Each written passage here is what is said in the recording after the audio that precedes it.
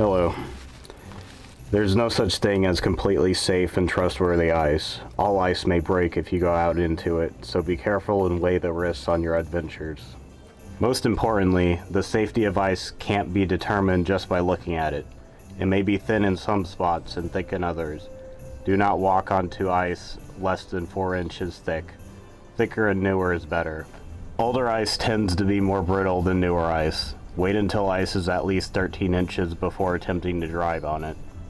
Ice over flowing water is more dangerous than ice over still water. As a rule, stay off ice over running water and assume it is too dangerous. Also, be wary of snow-covered ice. Snow adds weight to the ice and insulates it, which slows down freezing. Snow-covered patches may be much thinner than surrounding ice, so there is increased risk of falling through them.